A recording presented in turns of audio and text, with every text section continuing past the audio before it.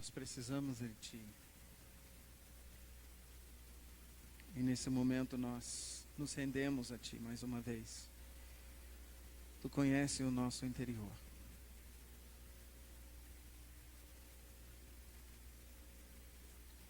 Pai, libera os Teus anjos aqui. Eu peço, Pai, em nome de Jesus, que toda a armadura das trevas, que toda a altivez que se levantou contra o conhecimento do Senhor, eu peço, Pai, que toda fortaleza seja tocada e derrubada agora. Tua palavra diz que as nossas armas não são carnais, são espirituais.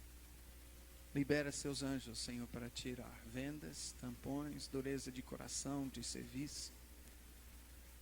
Para tirar, Senhor, confusão de raciocínio. Para identificar setas, sentimentos, pensamentos que vêm do inimigo, que não vêm do Senhor. Identificar, Senhor, também espíritos de enfermidade. Eu declaro que todo espírito imundo nesse lugar é impedido agora de falar e de agir diante da autoridade de Jesus Cristo de Nazaré,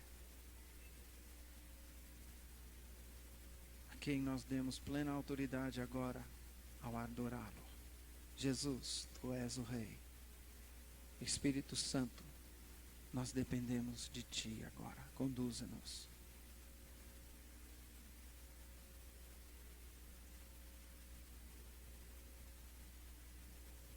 Senhor, eu peço sobre nós o Espírito de graça e súplicas para fixar o nosso olhar em Jesus e somente em Jesus.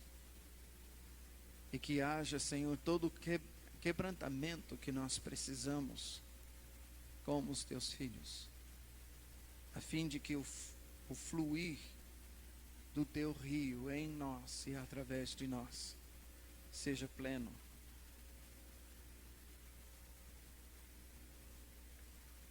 A fim de que o Teu rio seja desimpedido.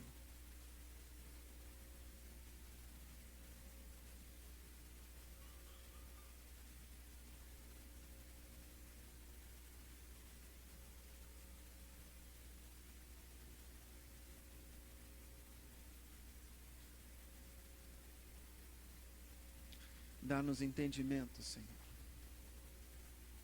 Abra os nossos olhos espirituais. Abra os nossos ouvidos espirituais. Para que possamos ver a luz. Para que possamos ouvir a Tua voz. Pois nós te pedimos em nome de Jesus. Amém. Queridos, nós começamos no sábado à noite falando sobre uma igreja que o Senhor está querendo levantar, que tem uma visão para saber como que uma cidade, como que uma nação fica presa espiritualmente, a fim de então aprender no Senhor como a igreja vai ser usada pelo Senhor para que uma cidade ou uma nação se renda ao Senhor. E nós vamos lembrar que eu estava falando sobre Acás, rei Acás, e as obras que ele fazia, as alianças, os pactos que ele fazia pelo povo. E eu fiz menção de várias coisas que ele fez, como a Bíblia diz, porque a Bíblia traz discernimento para nós, quando nos entrega a história de rei Acás. Deus está falando em 2 Crônicas 28, e você já pode abrir sua Bíblia para lá, porque nós vamos seguir essa leitura. E nós vimos que por causa das coisas que rei Acás fez espiritualmente, toda a nação ficou amarrada, ficou presa.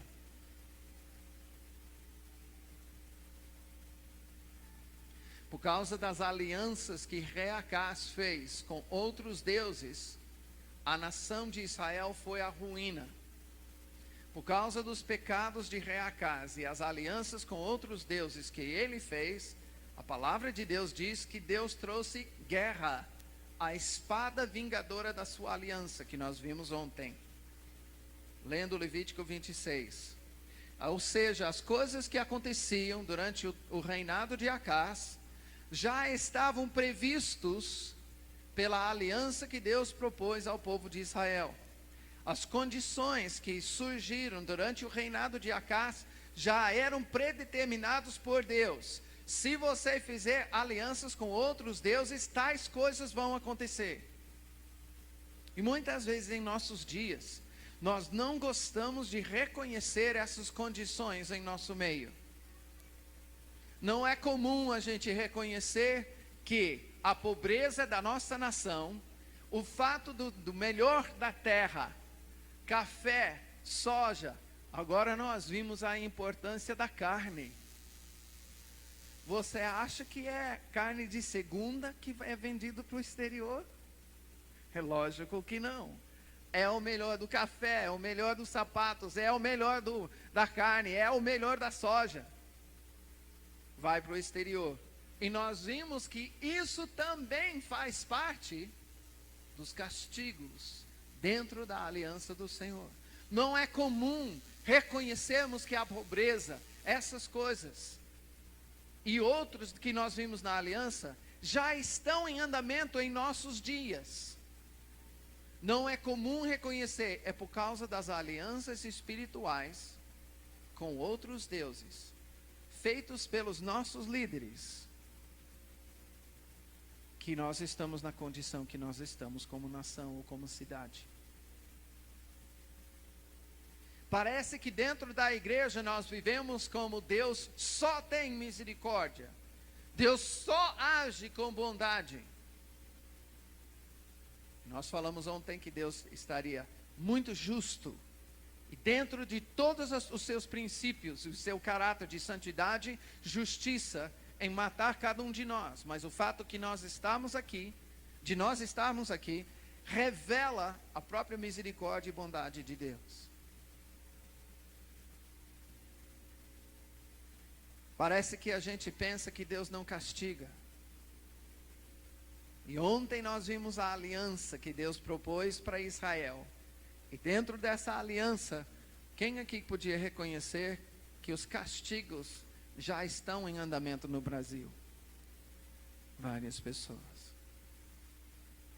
Deus está castigando esta nação. Já. Bem como Ele está castigando todas as nações.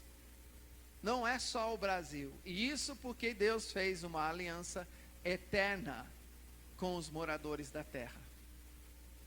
Nós mencionamos ontem que Levítico 26 é apenas a revelação escrita de algo que já existe desde a fundação do mundo, porque Deus não muda. O homem mudou pelo fato dele ser conhecedor de Deus no início e passar a desconhecer a Deus por causa do pecado. O pecado cega. O pecado mata o espírito do homem. Nessa condição, o homem perdeu o conhecimento de Deus.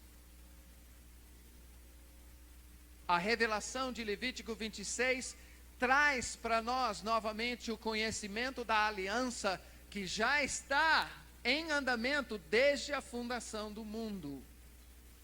Apenas é nova para essa geração que agora recebe essa aliança.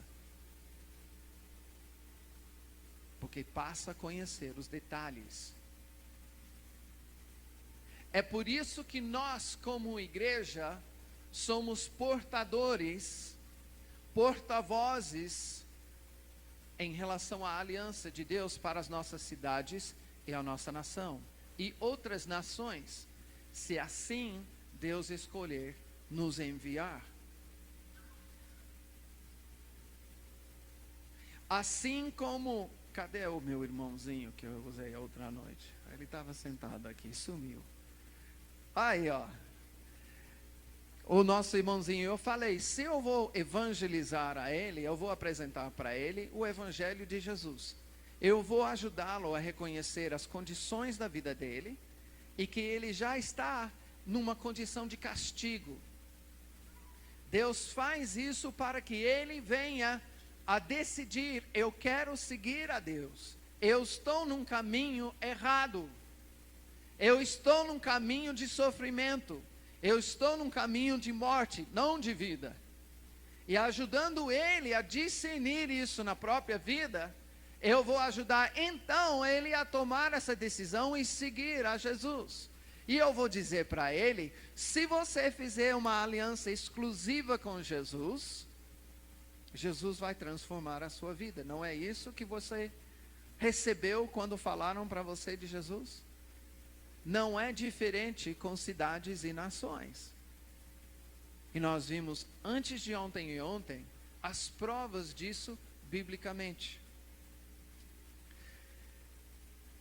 Uma das razões que a gente não prega essa mensagem é porque nós não temos exemplos vivos, exemplos atuais de cidades ou nações que passaram por algo semelhante à cidade de Nínive.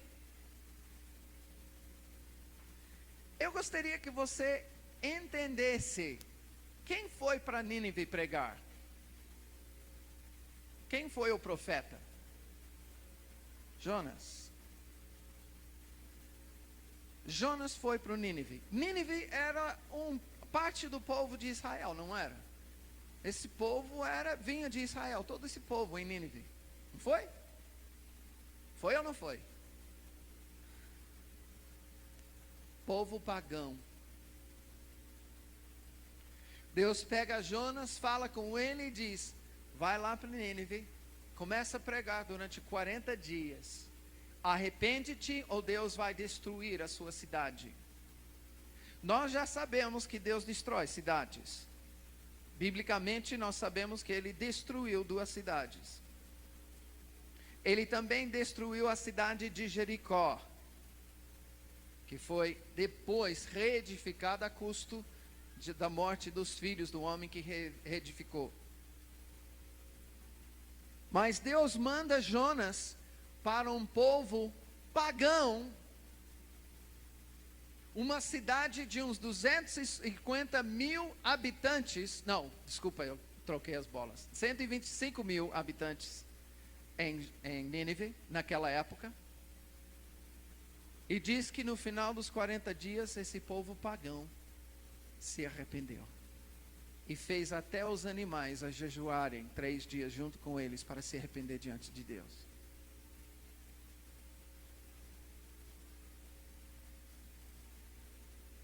Nós temos um exemplo bíblico, queridos, de uma cidade que se arrependeu diante de Deus.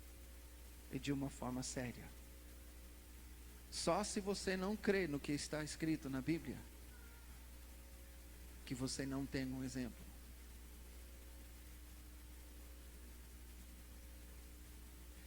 Alguém, uma igreja em cada cidade, precisa passar a crer nisso.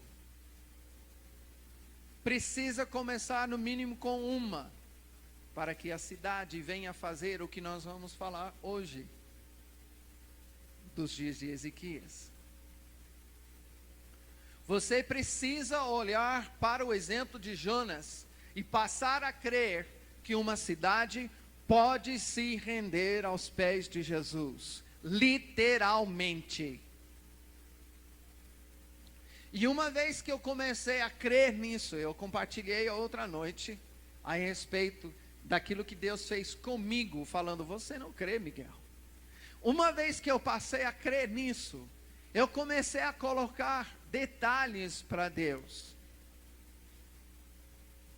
Eu passei a entender, bom, se Acaz fez aliança com Nisroch, que era o deus dos assírios, pegou uma cópia do altar em Damasco, colocou dentro do templo do Senhor, e ele mesmo começou a sacrificar sobre esse altar, todos os dias. Então eu exijo no Brasil, exijo nas regiões celestiais, nesta nação,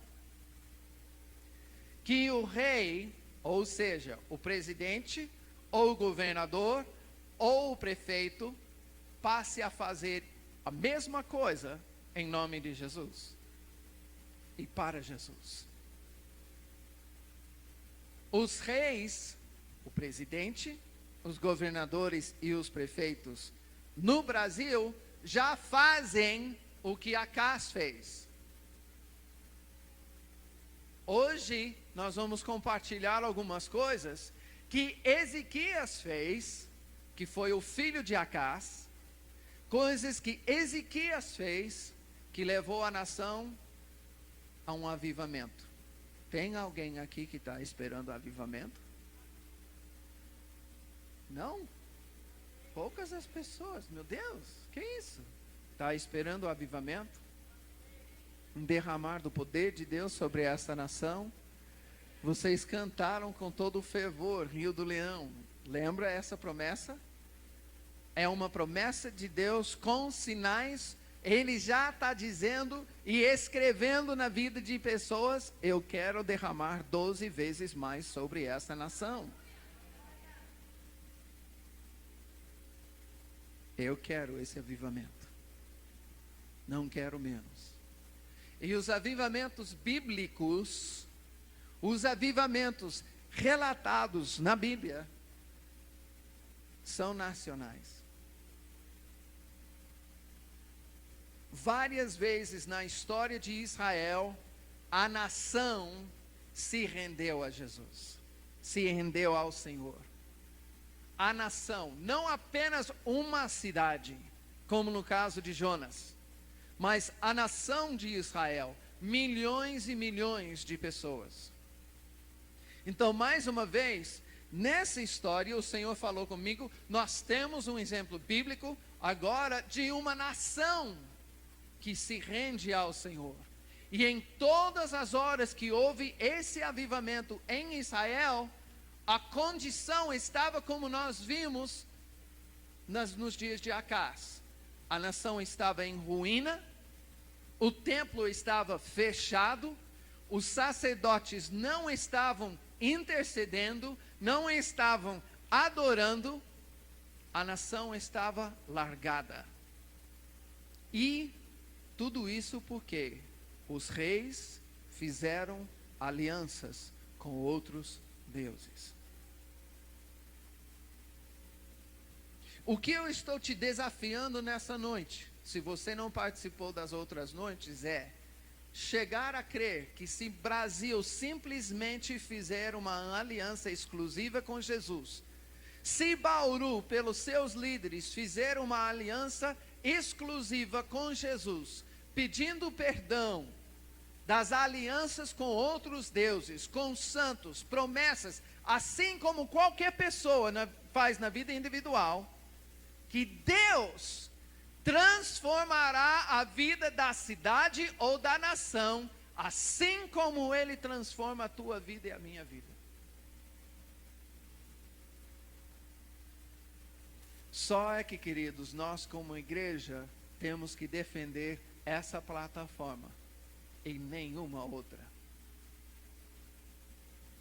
Eu resolvi alguns anos atrás, quando o Senhor lidou comigo sobre isso, que eu não posso subir em palanque político, porque não é a política que vai mudar a nação. Não é. Não existe nenhum ismo, nenhum, que é dirigido em si por Deus. Deus, eu estou declarando uma coisa meio radical aqui, mas Deus pode usar capitalismo se aqueles que estão em liderança fizerem uma aliança exclusiva com Deus, através de Jesus. Deus pode lidar, pode tratar com uma nação socialista, pode ser socialismo, pode ser comunismo até, porque em princípio essas coisas são bonitas. O problema é que um é mais igual que o outro. O problema é no coração do homem que não é rendido ao Senhor. Nós podemos ver na Bíblia que Deus pode usar várias estruturas, mas todos precisam ser aliançadas exclusivamente com Jesus. É isso que nós estamos declarando. É por isso que, hoje em dia, uma plataforma política em si não basta. No Brasil, nós falamos muito sobre as alianças. Não foi toda essa jogada agora recentemente a respeito da eleição, das eleições do presidente da Câmara e do Senado? Os conchavos, as alianças dos partidos, quem está com quem está contra quem. E agora está dando maior briga. Tá bom, humanamente nós sabemos que na hora H é cada um por si, e quem sabe, só Deus sabe quem é por todos. E duvido que seja Deus. Mas espiritualmente, como que os partidos são aliançados? Qual é a aliança espiritual? E aí você tem que olhar para a vida do rei, como nos dias de rei Acás e os outros reis de Israel. E é essa ótica que a Bíblia está nos trazendo. Agora nós vamos olhar para Ezequias. Ezequias é o filho de Acás. É muito interessante a história dele. 2 Crônicas 29. Agora, eu quero chocar com uma coisa aqui. 2 Crônicas 29.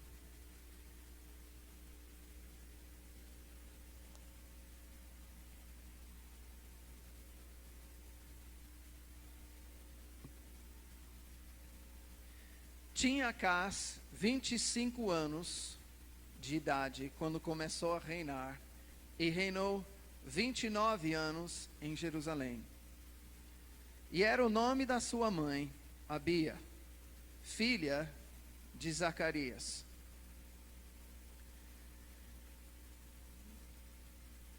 Nós falamos que Acás, se fosse comparado hoje com alguma pessoa espiritual, eu iria considerar satanista, porque ele sacrificou os seus próprios filhos.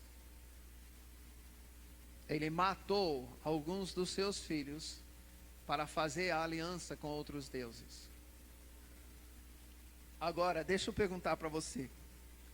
Na hora de eleger um novo rei, você vai eleger o filho do satanista?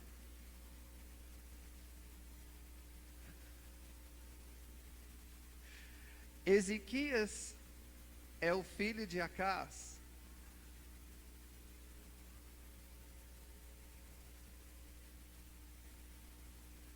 Você vai escolher Ezequias? Sabendo o que Acás fez? E o ditado tal pai, tal filho?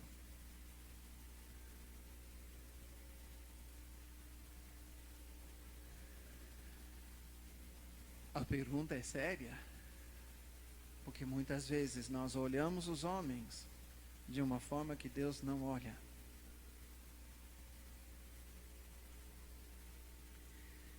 Eu tenho uma certeza. A palavra diz em relação ao povo de Israel, e parte da aliança é que Deus dará líderes conforme o clamor e conforme o grito do coração do povo. Quando o povo de Israel estava no Egito, Deus declarou para Moisés a razão pela qual ele estava mandando Moisés. Ele declara com todas as letras: eu ouvi o clamor do meu povo. Sabe que eu deduzo nesse momento?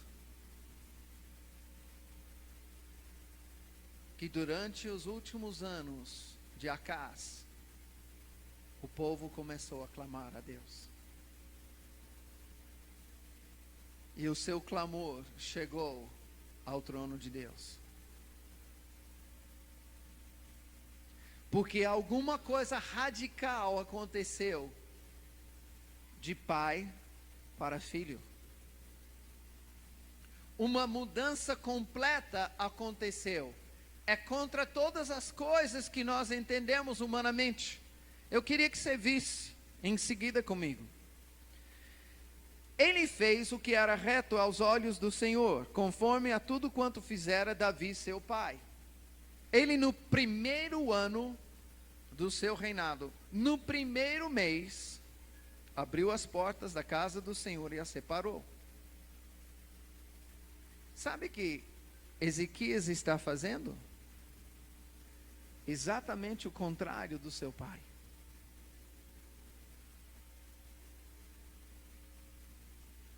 Ele não está seguindo os caminhos do seu pai.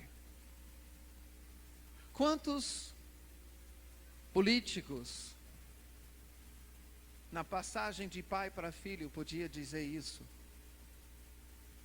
Quantos empresários, na passagem de pai para filho, podiam observar isso?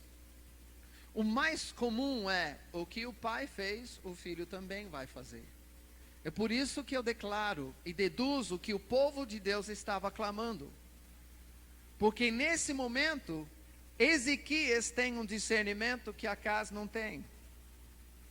Ele trouxe os sacerdotes e os levitas e os ajuntou na praça oriental.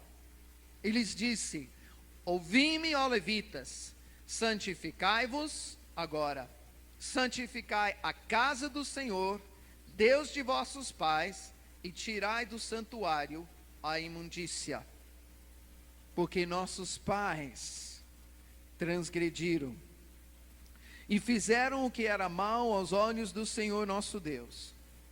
E o deixaram, e desviaram os seus rostos do tabernáculo do Senhor, e lhe voltaram as costas. Também fecharam as portas do alpendre, apagaram as lâmpadas, e não queimaram incenso, nem ofereceram holocaustos no santuário ao Deus de Israel. Talvez você não perceba, mas Ezequias nesse momento está declarando, por essa observação, o seu discernimento espiritual do seguinte: os nossos pais, meu pai, fez alianças com os outros deuses. E ele levou os levitas a virarem as suas costas para Deus. Não havia mais intercessão,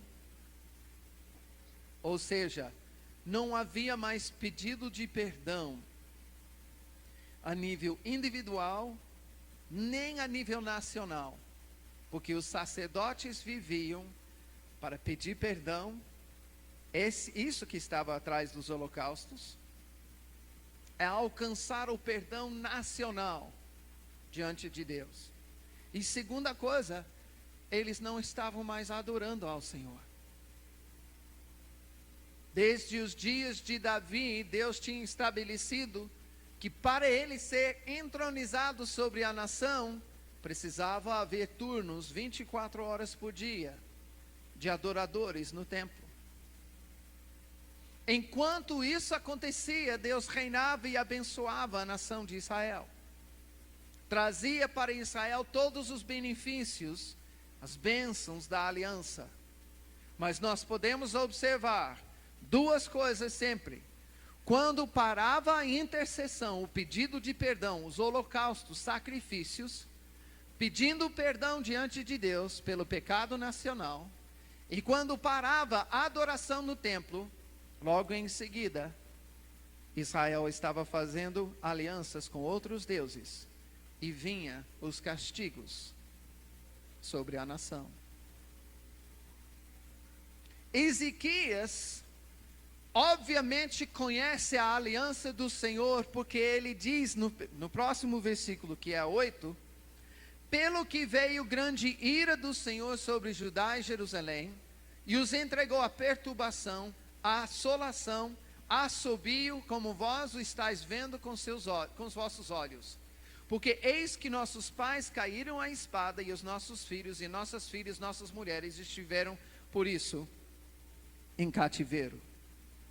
Ezequias estava percebendo justamente o que o pai fez.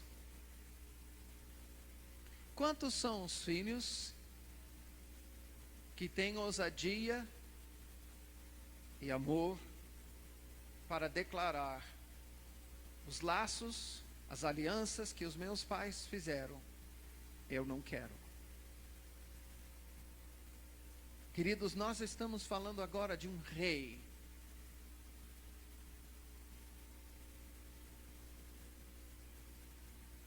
Os sentimentos de pai para filho são profundos. O nosso sentimentalismo nas nossas famílias nos impede de fazer tantas coisas. Quanto mais agora esse rei, Ezequias. Algo radical aconteceu na vida dele. Porque no próximo versículo, ele declara com todas as letras: agora me tem vindo ao coração que façamos um concerto com o Senhor, Deus de Israel, para que se desvie de nós o ardor da sua ira. Lembra que ontem nós falamos sobre a aliança? Lembra que 4 vezes Deus falou: se você voltar para mim, eu vou parar com a questão do castigo. Os castigos eu faço para que você volte a mim. Ezequias está dizendo: eu fiz a leitura dos castigos de Deus sobre a nossa nação, e agora estou resolvido a fazer a aliança com Deus de Israel. Queridos, você pode imaginar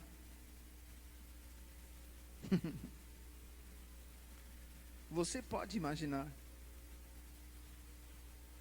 Fernando Henrique Cardoso em rede nacional: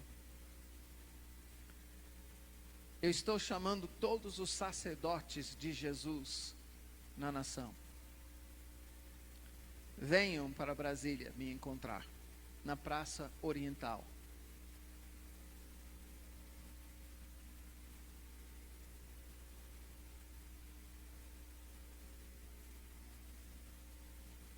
Você diz: ó glória. Veja o que ele teria que falar.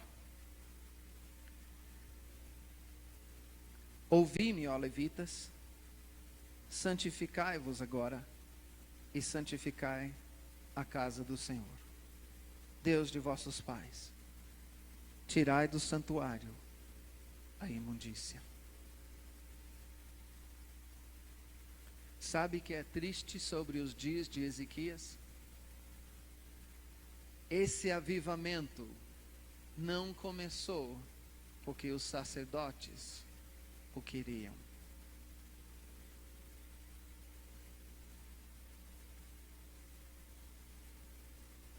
Os sacerdotes tinham abandonado as suas funções.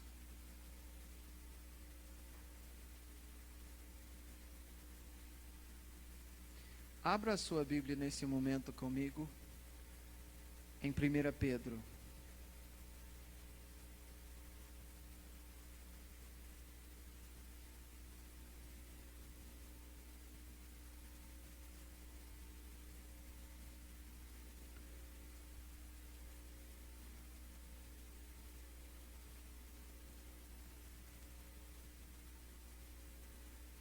Vai para Apocalipse e volta algumas cartas. Você que está aprendendo a manejar a sua Bíblia, vai para o último livro e volta. Você vai passar terceira, segunda, primeira João, também Judas, e você vai cair em Pedro. Chega em 1 Pedro 2,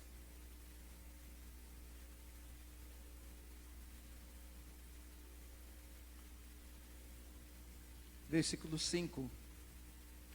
Diz: vós também, como pedras vivas, sois edificados casa espiritual e sacerdócio santo, para oferecer sacrifícios espirituais agradáveis a Deus, por Jesus Cristo.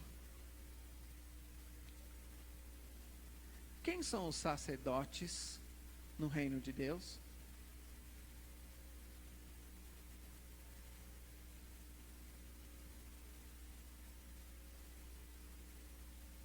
Por favor, os sacerdotes no reino de Deus, fiquem em pé. Ah, vocês entenderam a palavra? Opa! Quais são então os seus sacrifícios espirituais agradáveis a Deus? O que fazia o sacerdote nos dias de Davi? Eu já falei as duas coisas. Eles intercediam pedindo perdão. E eles adoravam coletivamente, sabendo que a sua adoração entronizava Jesus.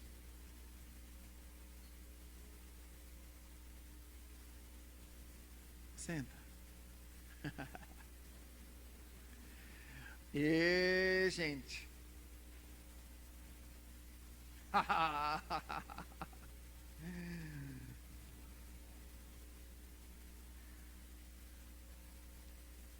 Santificai-vos.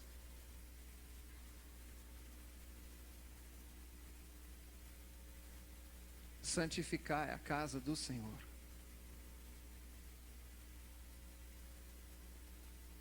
Tirai do santuário a imundícia.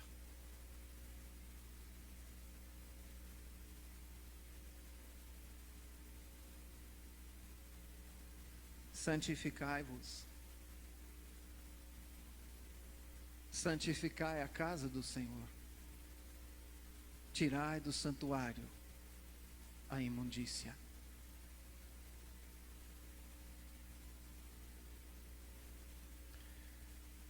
Nos dias em que o sumo sacerdote, uma vez por ano, entrava no Santo dos Santos, como oferta de sangue, para pedir perdão pelos pecados da nação, eles amarravam uma corda ao seu tornozelo. E essa corda tinha a extensão, um pouco mais do que a extensão da distância da entrada do Santo dos Santos, para o lugar onde o sacerdote prostrado chegava diante da Arca da Aliança. Por quê?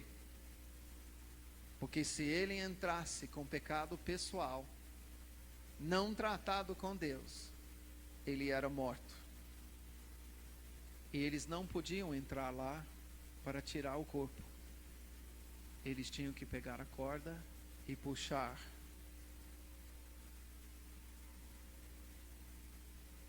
Esse sacerdote morto para fora. Santificai-vos. Santificai a casa do Senhor.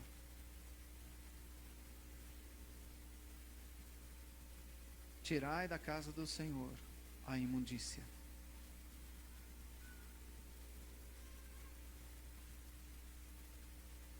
Quem está querendo o avivamento? Santificai-vos.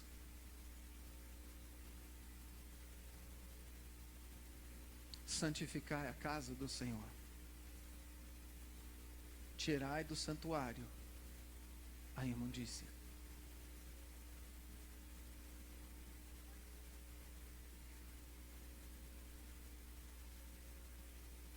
A igreja, há muito tempo, deixou as suas funções sacerdotais. Ezequias entendeu, para ter a bênção de Deus, para estabelecer o reino de Deus novamente, ou seja, para estabelecer o reinar de Deus sobre Israel novamente, a primeira coisa é: os sacerdotes precisam voltar para as suas funções. Você quer saber por que Brasil tem tantas alianças com outros deuses?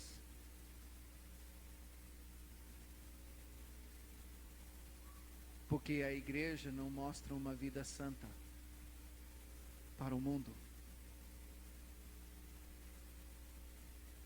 E eu não estou apontando apenas para a igreja evangélica. Porque quer queira, quer não, a igreja católica foi a primeira igreja cristã que fez a aliança diante de Deus pela nação brasileira. Em 1500, quando Pedro Alves Cabral chegou, ele chegou junto com um sacerdote cristão. Não havia igreja evangélica protestante naquela época. Só havia a igreja católica.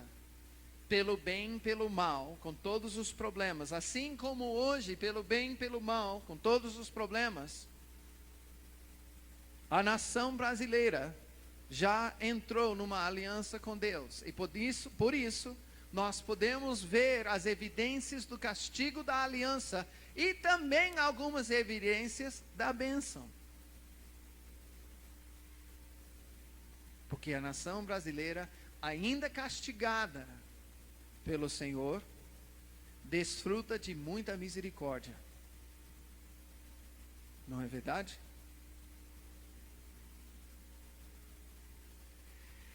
Essa misericórdia, a palavra diz, deve nos conduzir ao arrependimento. Essa misericórdia deve nos instigar a clamar cada vez mais diante de Deus.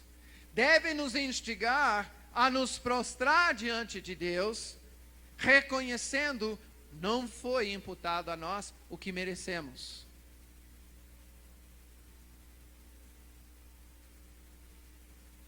Não foi colocado sobre nós o castigo que nós merecemos, na plenitude do castigo. Deus tem agido com misericórdia. Como Deus é bom. Sendo bom e misericordioso, quanto mais eu clamarei a Ele, quanto mais me jogarei aos pés dEle, para pedir clemência. Essa misericórdia, junto com as evidências dos castigos, deve estar nos conduzindo. E os primeiros da fila, queridos, precisam ser o povo de Deus, a igreja do Senhor. E se eu estivesse hoje numa igreja católica para pregar, eu estaria pregando a mesma mensagem. Não mudaria um tio. Colocaria todo o peso sobre a igreja católica que iniciou a aliança cristã da nação do Brasil com o Senhor. E nós continuamos nessa aliança com ainda maior revelação, quanto mais, então, Deus vai cobrar de nós.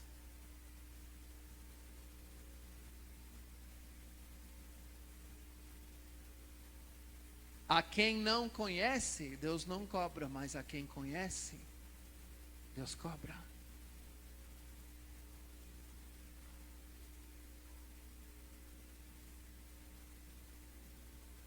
A igreja deixou a sua função, as suas funções sacerdotais há muito tempo.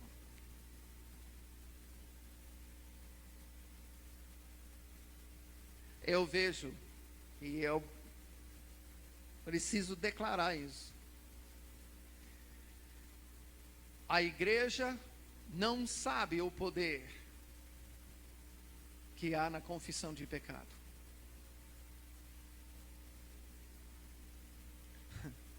Nínive, uma cidade pagã, parou durante 3 dias só para confessar pecado. E jejuou. Quem aqui já parou 3 dias, jejuando, só para confessar os seus pecados pessoais diante de Deus? Nós não sabemos o poder da confissão. Nós tratamos levianamente a obra de Jesus e o tudo que Ele levou na cruz, do nosso pecado, da nossa iniquidade, do nosso castigo. Ao ponto muitas vezes que eu falo para as pessoas: você precisa viver uma vida diária de confissão de pecados diante de Deus, porque o fato é que se dependesse de uma confissão plena, nós não estaríamos dispostos, e eu acho que nem iríamos aguentar a fazer uma confissão detalhada do início da nossa vida até hoje. Nem teríamos condições. Deus é misericordioso, porque Ele sabe o quanto nós aguentamos dia a dia. Mas eu ensino as pessoas: não pensa que você vai fazer uma oração, Deus perdoa meu pecado, e acabou. A Bíblia diz: se nós confessarmos os nossos pecados, implícito, mais que um, dando nome aos bois, tim, tim, tim, por tim, tim.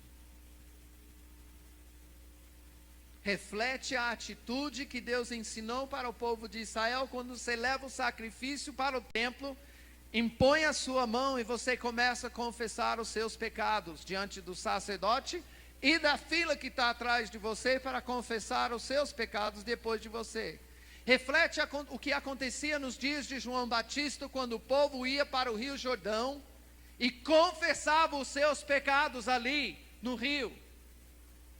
Não diz confessava o seu pecado, os seus pecados.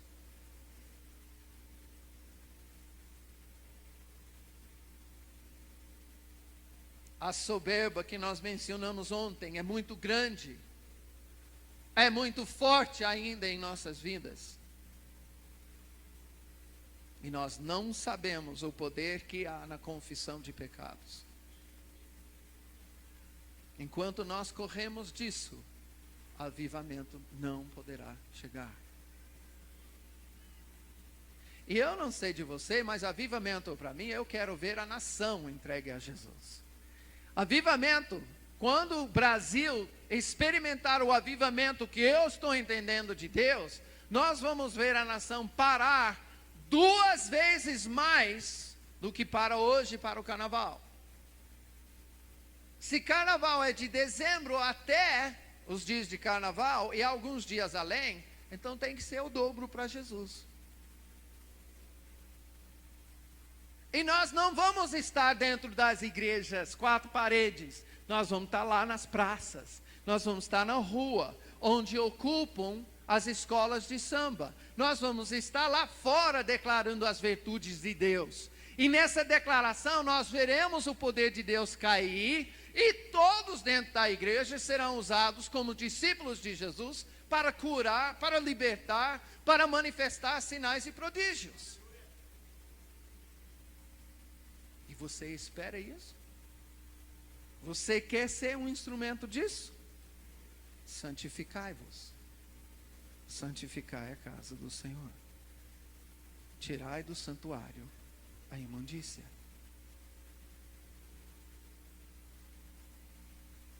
Nós não sabemos o poder que há na adoração, segunda função sacerdotal. Ezequias sabia.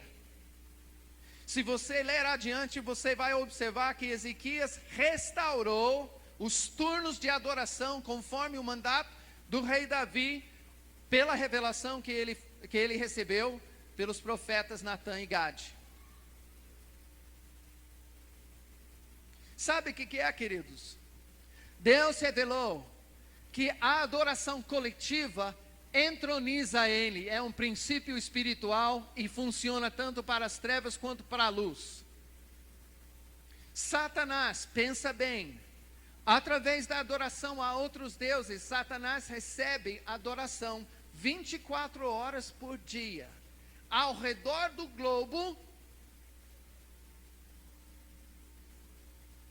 e é movido coletivamente. Não é uma pessoa aqui e outra acolá.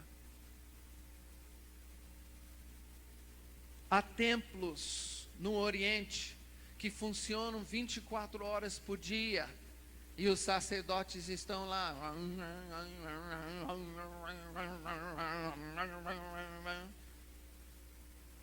Por quê? Porque Satanás sabe que tem um princípio. Quem é adorado coletivamente reina, domina, é um princípio espiritual. Então ele articula para si rezas, pedidos, intercessões, acender velas, tudo em nome de todos que não são Jesus, como ele fez nos dias de Rei Acás. Ele articula para si grupos de pessoas que irão adorá-lo coletivamente 24 horas por dia. A hora das 6 horas aqui acontece só no Brasil? A Ave Maria é só no Brasil? Não. Ao redor do globo. Isso significa que só na Igreja Católica desviada há uma adoração que inicia e há uma onda que começa, e essa figura que não é a Maria da Bíblia, quem recebe essa adoração são os demônios, é o inimigo. Ao redor do globo começa uma onda, e 24 horas por dia recebe. Isso para não falar das práticas budistas, hindus e dos muçulmanos. O inimigo sabe articular adoração e intercessão. Ele sabe o poder que há nessas funções sacerdotais. Ezequias também sabia. Queridos, eu vou declarar algo aqui. Se a glória de Deus não cai nos cultos onde você frequenta, seja aqui em outro lugar, talvez a razão seja porque você não está adorando. Eu vejo tantas pessoas. Eu não olhei hoje, eu fiquei o tempo todo olho fechado, eu não queria olhar para ninguém. Eu vejo tantas pessoas nos cultos como espectadores, tipo, quero ver o que vai acontecer. Com você nada, absolutamente nada. Você não entronizou Jesus? Você sabe que há algo proporcional. Quanto mais você adora ao Senhor, junto com os outros irmãos, mais Ele vai se manifestar. Quanto mais você se entrega a isso, eu estou falando agora corporativamente, você com seu corpo.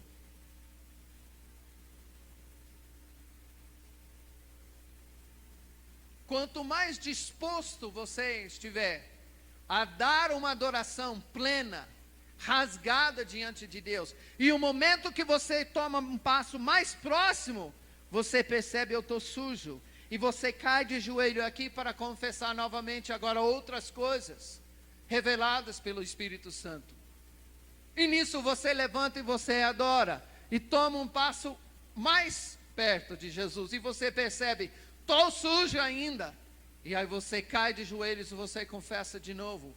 É assim que o Espírito Santo está conduzindo a igreja, de fé em fé, de glória em glória. E se você não estiver pronto a fazer isso, a sua cidade não vai receber a visitação de Deus. 2, avivamento não virá.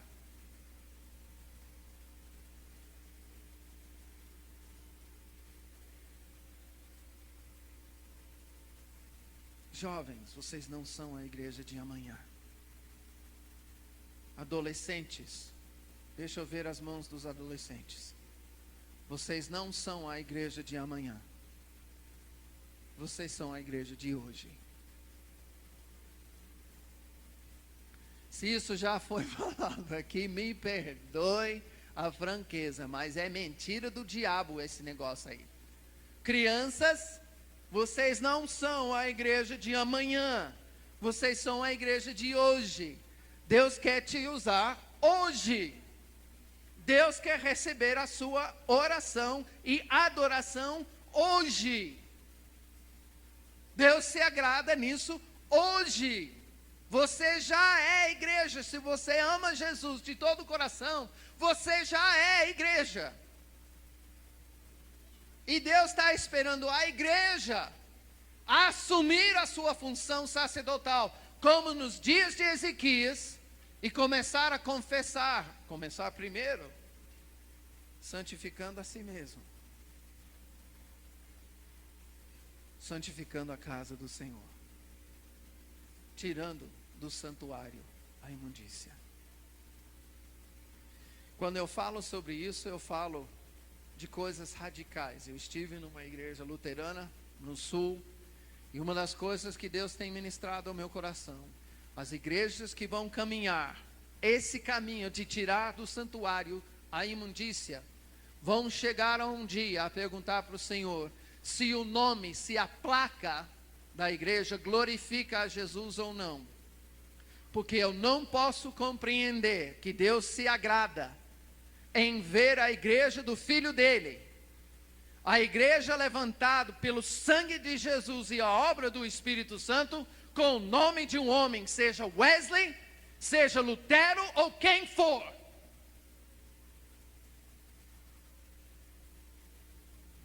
Jesus é o nome que está acima de todos os nomes, e nenhum outro nome merece estar na placa.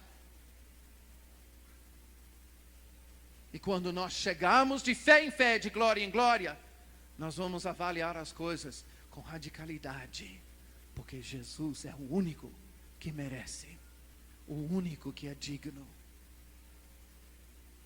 Tirai do santuário a imundícia é olhar para nós mesmos, para tirar tudo que ofusca a revelação de Jesus. Tudo. Se é televisão, televisão. Se é rádio, rádio. Se é futebol, futebol. Se é tênis, tênis. Se é tricotar às tardes com as suas senhoras, então o tricotar tem que sair também. Tudo que ofusca a revelação de Jesus precisa ser tirado. Porque hoje o santuário somos nós. O lugar da habitação do Espírito Santo não é o templo. Nós somos os templos.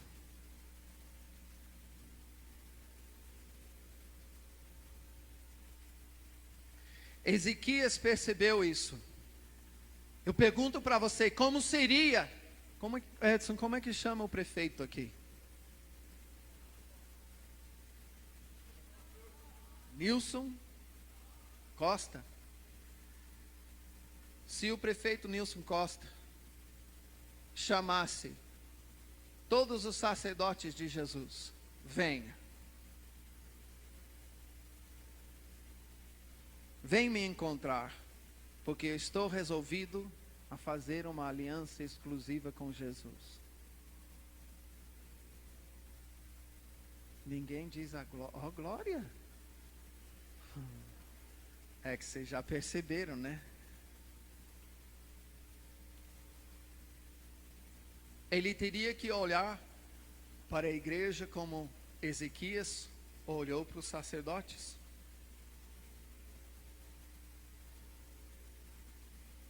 Eu creio que sim.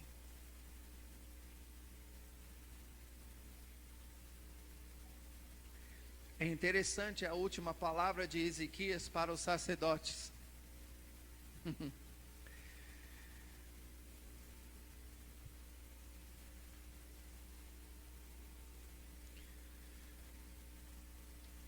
Ele diz em versículo 11, não volta lá na sua Bíblia, pode anotar, 2 Crônicas 29, 11. Ele diz, agora, filhos meus, não sejais negligentes,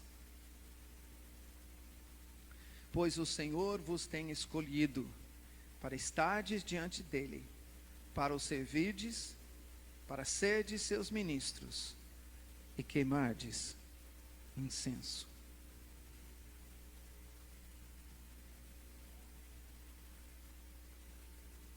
Durante os dias de Ezequias, se você continuar a leitura, você vai perceber que Ezequias, pela direção de Deus, moveu 3 ondas de confissão do povo.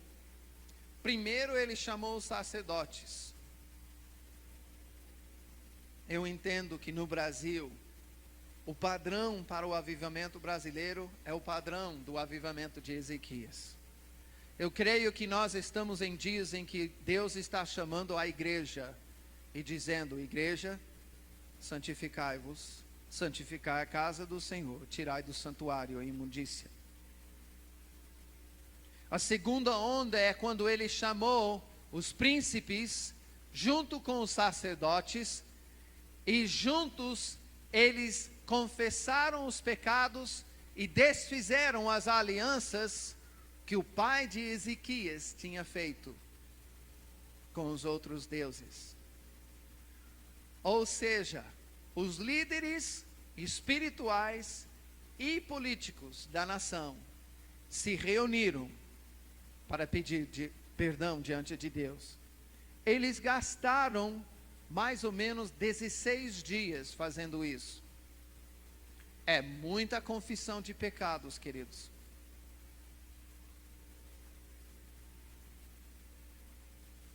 Não foi um negócio, Deus me perdoa o meu pecado. Não. Eles ficaram na presença de Deus. E o Espírito de Deus movia. E era confissão em cima de confissão, em cima de confissão, em cima de confissão, e mais confissão, e mais confissão. A etapa dos sacerdotes foi 16 dias. A etapa do rei, príncipes e sacerdotes foi 16 dias. Mais tarde, o rei enviou uma carta conclamando uma celebração em Jerusalém, onde ele convidou todo o povo para celebrar a Páscoa. A Páscoa, queridos, é voltado para a confissão de pecados. É o derramamento do sangue do Cordeiro. Relembra a saída do povo de Deus do Egito. Portanto, a libertação do domínio dos deuses do Egito. Tem tudo a ver com o que Ezequias fez. Quando ele, os príncipes e os sacerdotes fizeram a quebra e fizeram a aliança exclusiva com Deus. Por sua vez chamaram o povo para celebrar a Páscoa. E o povo, por sua vez, passou uma Páscoa, 8 dias? Não. É a única vez na Bíblia que a Páscoa foi estendida para 16 dias. Terminou uma semana de confissão de pecados. E o Espírito de Deus tinha feito tal obra no povo de Israel, a nação. Nós não estamos falando de um grupo de 200 pessoas, 2.000 pessoas. Nós estamos falando de milhões de pessoas. Que deixaram os seus empregos, que fecharam as suas lojas, que deixaram o seu gado, que deixaram as suas casas, que vieram para Jerusalém, levantaram as suas tendas para ficar na presença do Senhor, derramar o sangue dos cordeiros e confessar os seus pecados. E depois disso celebrar ao Senhor. com júbilo, com festa, com brados, com música, com dança. Por quê? Porque o Senhor tinha perdoado. Eles ainda não viram a transformação da cidade ou da nação. Eles foram, confessaram, adoraram e creram que Deus então faria o que Ele promete na aliança.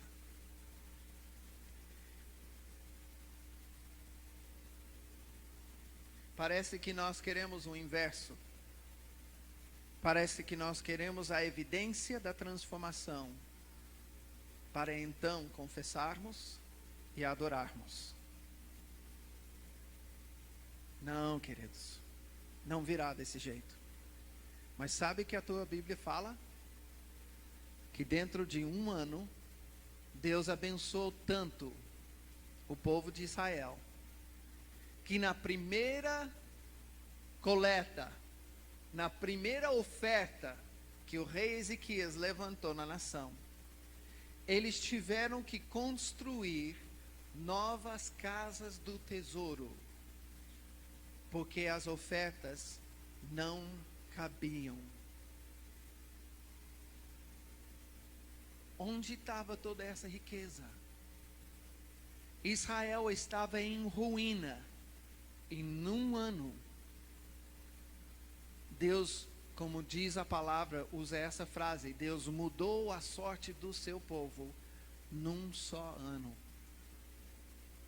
Tanta prosperidade que tiveram que construir novas casas do tesouro.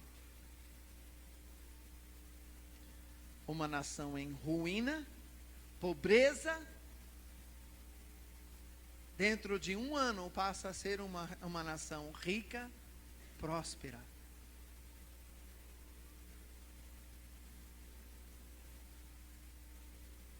E quem é que fez? O que é que mudou a sorte da nação? A confissão e a adoração do povo de Deus. A quebra das alianças com outros deuses e a aliança exclusiva com o Senhor Deus.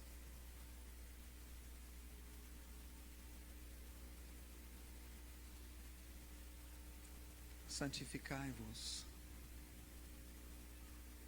Santificai a casa do Senhor. Tirai do santuário a imundícia. Eu não sei o que você precisa confessar diante de Deus. Eu não sei. Talvez daqui a pouco o Senhor vai começar a falar, não sei. Mas no momento, eu faço o convite em nome de Jesus, para você corresponder com o Espírito Santo de Deus. Se há alguma confissão que você precisa fazer, alguma convicção de pecado sobre tua vida, em relação a qualquer pessoa, em relação a você mesmo. Pode ser que você tenha abandonado mesmo o sacerdócio, que você não tenha adorado ao Senhor com todo o seu ser. Se é só por essa razão, você precisa se arrepender. É uma boa razão de se arrepender.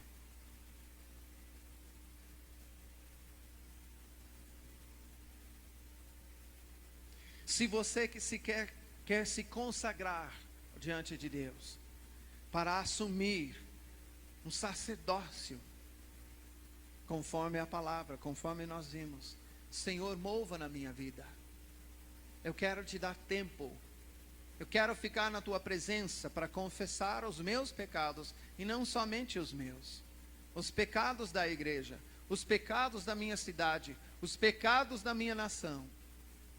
Assim como faziam os sacerdotes nos dias de Israel.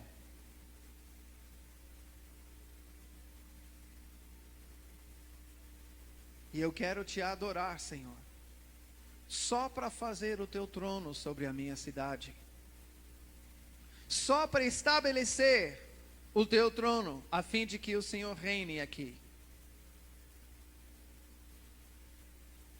Eu não quero te entronizar em troca de benefícios. O Senhor merece, o Senhor é digno.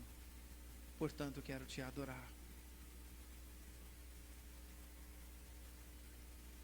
Igreja, santificai-vos. Santificai a casa do Senhor. Tirai do santuário a imundícia.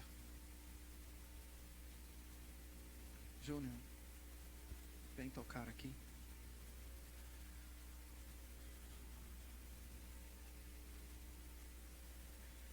Esse espaço está aberto.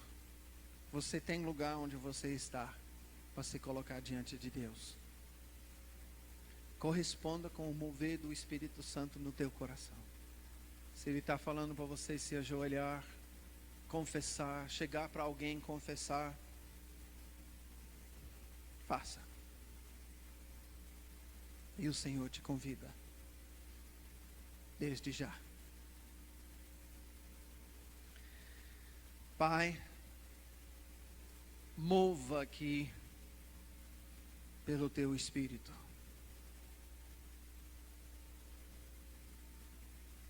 Venha Espírito de graça e súplica sobre nós.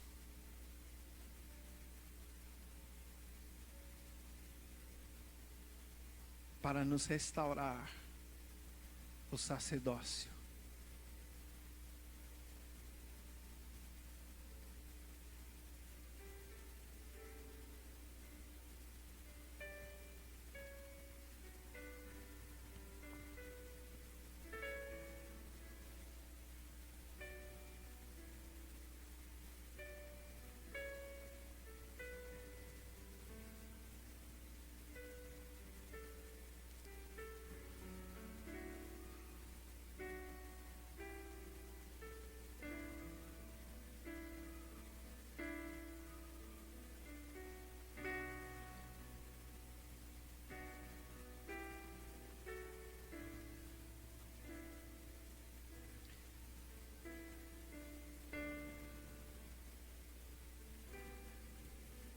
Talvez você precise se arrepender diante de Deus e pedir perdão porque você não tem clamado ao Senhor.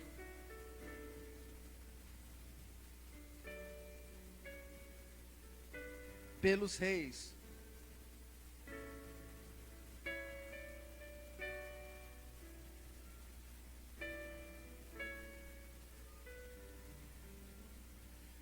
Nesse momento você pode estar vivendo o seu sacerdócio também. No mínimo você podia estar clamando a Deus: Senhor, eu sei que a minha cidade tem tal aliança, tal aliança, tal aliança. Eu sou habitante, Senhor. Perdoe, perdoe e transforme. Transforme, Senhor. Transforme, Senhor. Traga revelação, Senhor, para os governantes da minha cidade, da minha nação, do meu estado.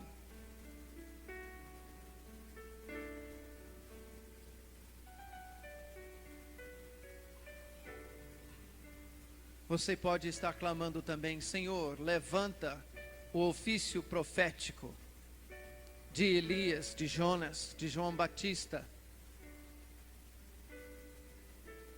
para apresentar a sua aliança aos reis, aos governantes. Deixa Deus ouvir o seu clamor.